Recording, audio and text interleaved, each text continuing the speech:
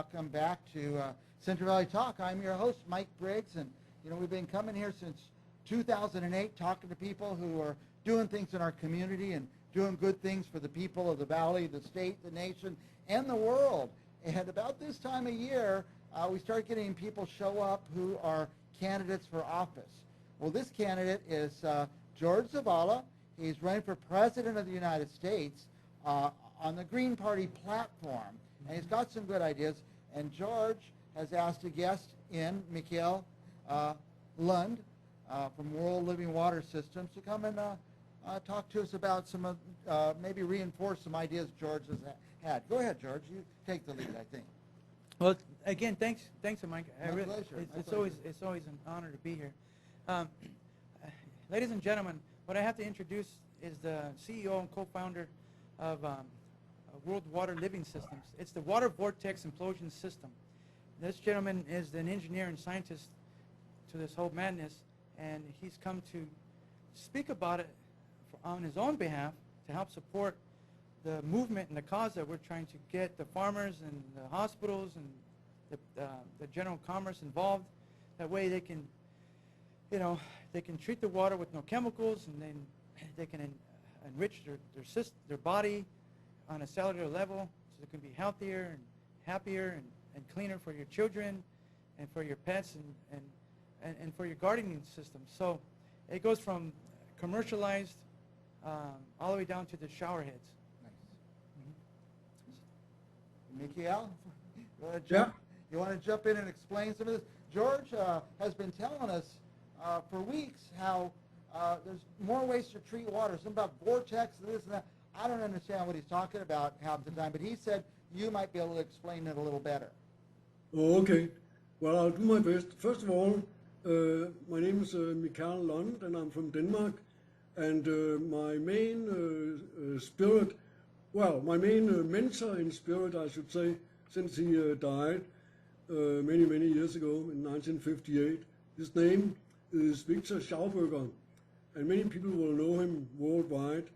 And he was from Austria, out of a 400-year-old forest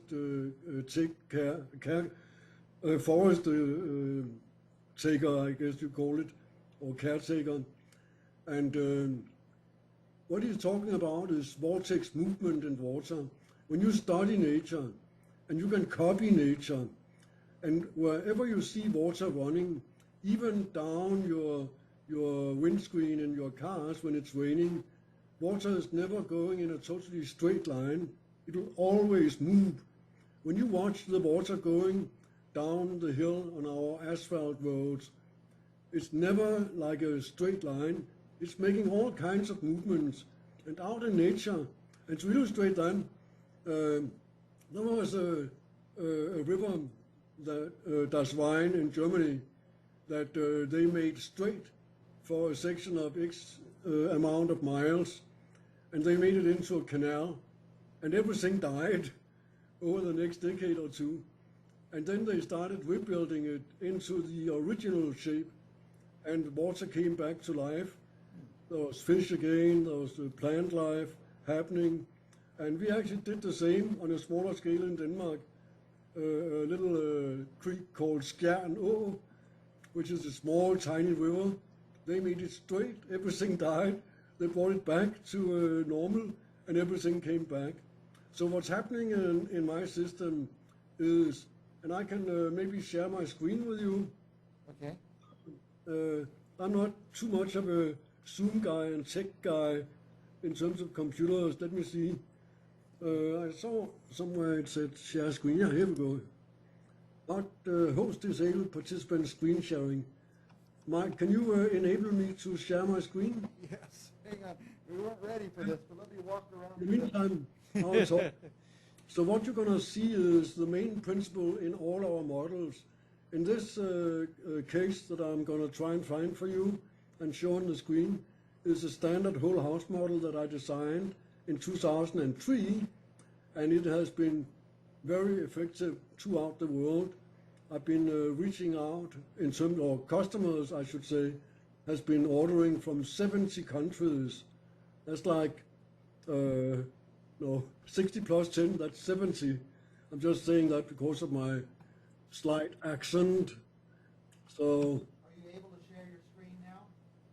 let's see. Let me click on it again. Can you see anything here? Can you see this? Yes. So that's a whole house, 3/4 inch standard model with a spiral insert in it. And what is happening when the water comes in? Can you see my mouse? I don't think so. Okay, what do you see on your screen? Just some metallic looking thing and maybe a Yeah. pile of rocks or something. Yeah, it's a 3/4 inch. The photographer just put it up on those nice rocks because he thought it would look good and refer to mountain streams and so forth. Anyhow, the way it works is that the water comes in either in, let's say from here or up here and goes to the unit, and it is being split, the water is being split into two main streams of water running on both sides of this spiral. And if you look closer on it, let me see if I can zoom in. When you look at, let's say this section here, you can call that a module, yeah? Module 1, 2, 3, 4, 5, 6. And on both sides, the shape is the same. And the words you can use to describe this section here, this sequence of modules, is that it's a cycloid, curved, spiraling space for the water to move through the unit at a fraction of a second it takes to run the water through the unit. The water itself will form a double helix DNA type spiral. The water itself, never mind the spiral here. So the water is forming a double helix DNA type spiral, and in that process it's curving in this curved space. The water will fold in upon itself like a million little crashing waves on the beach. And you all know, or hopefully you all know, how it is to be down on the beach when the waves are crashing in, and then the suction are sucking them out in the ocean, and it's absolutely refreshing. Just like standing in a waterfall or next to a waterfall, you can feel that energy that the water is creating. And what is happening out in nature is that, surprise, surprise, the water is still alive, let's say in creeks and rivers and oceans, despite our several hundred years mismanagement and mishandling of water. So when you drink water, let's say you go to a spring and you drink water that comes out of the ground, as Victor Schauberger says, by its own free will, when it's mature, then when you drink this water, you'll notice that, number one, it's really easy to drink.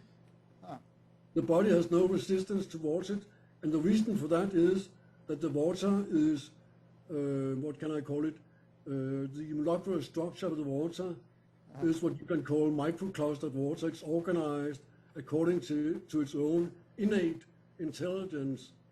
So when you drink this water, and that's the same in this, and that's actually how I got started on this water journey. I was doing an exercise with something called a foot shaker or a chi machine, where you're basically lying on the floor with your feet in a machine that moves them from side to side, making your body move like a goldfish, stimulating all the organs in the body. And I had to drink a big glass of water before the exercise and one big glass after the exercise. And I was experiencing discomfort because the water, the first glass of water I drank, would be sloshing around in my stomach as my body moved from side to side. And then I literally asked our Creator, "Dear God, what's wrong with my water?" Like a child can ask her. And lo and behold, within less than 24 hours, I'm walking on the street and I see this bookshop. I see a book called Living Water. And that's a book that I, of course, raced in to buy.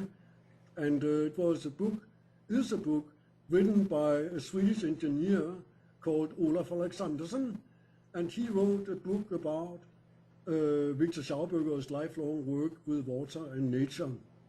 So that's a short story. And when you treat water in this fashion, or you get your water from a living stream, the plants will benefit tremendously from it, and so will everything else, including the soil, bacteria, all kinds of little critters, earthworms. They love it. They just multiply like crazy, and it's really good for the soil, of course. Of course, you can still kill them with all kinds of chemicals, but the bottom line is that everything grows better when you irrigate with this water, whether it's in an apartment with your house plants, in a garden for a house, or farming. Furthermore, it's also really, really good for environment and let's see, benefits, environment. Oops, can you see my screen? We see some words, but we don't see you. What's the practical use of this, Mikael? Is it produced commercially? Can people buy this? Well, I kind of have a working title for my work, and that is Replumbing Planet Earth. And one of my sayings is, over time, especially the last 10 years, that this device should be installed by law in every building, every structure, including the infrastructure, such as sewage and wastewater treatment plants, because the effect there is also the same. What you can see on your screen, I hope, are 2 bottles of sewage water from a septic tank system. Do you see it? Yes. Yeah. So the one to the left with some black stuff on the bottom and some black stuff floating on top is just before they installed the Vortex water revitalizer, the whole house model. Sorry. And then 3 months later, they took another sample. And mind you, they didn't empty their sewage and wastewater, their septic system. They didn't clean it or anything. They just took this sample with that dirty water. And then 3 months later, the effect by the whole house Vortex water revitalizer, in this case the River of Life, the standard model would have done the same, which you can see in my next photo that I'm going to show you shortly.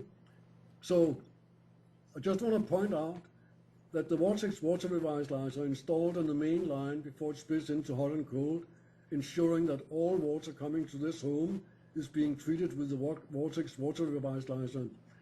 So the effect that we see on the right side here, with a much more clear water, wastewater from the septic system, is the result of 3 months use of the whole house Vortex water revitalizer. And that means that the existing septic solids and wastewater in the existing septic system had been having some help from the Vortex water revitalizer. And there's a total disappearance of any floating black stuff up here, nothing at the bottom, and as far as I estimate, it's a 50% clearance of the water after 3 months in the septic system. I hope nobody is thinking that this is coming out of the kitchen tap. It's not that. No. It's not that bad. That's good. Well, Mikael, we're running out of time. I just wanted to get back to George's point, is that there's technologies existing out there that we're not tapping into. Go ahead, George. You want to say something about that? We want to step forward full throttle on these innovations that are being used and utilized in other countries, not ours. We're a little behind, Mike. So yeah. we need to step up to the pace, because again, we're facing some serious regulations that are going to affect the farmers. It's going to our health, our dependency, welfare, workforce, economy, and help establishing the rest of the world to, we're 70% of water, Mike.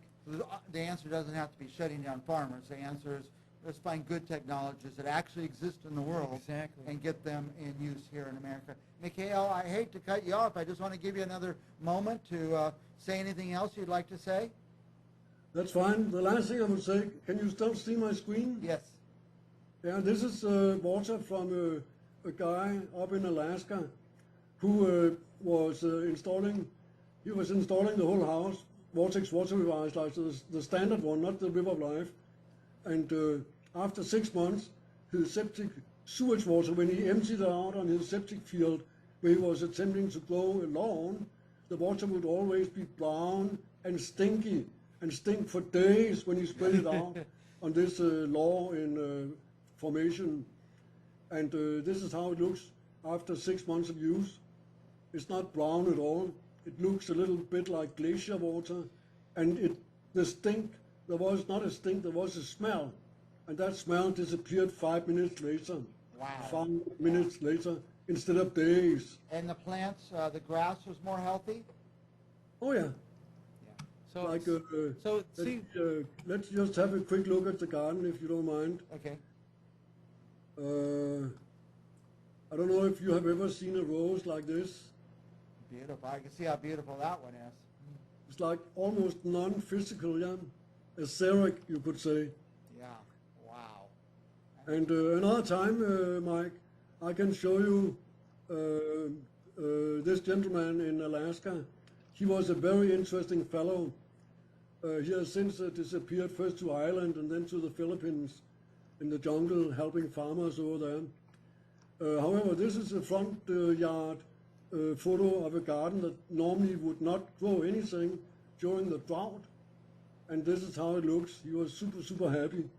Anyway, I can talk for hours and show you hundreds of photos.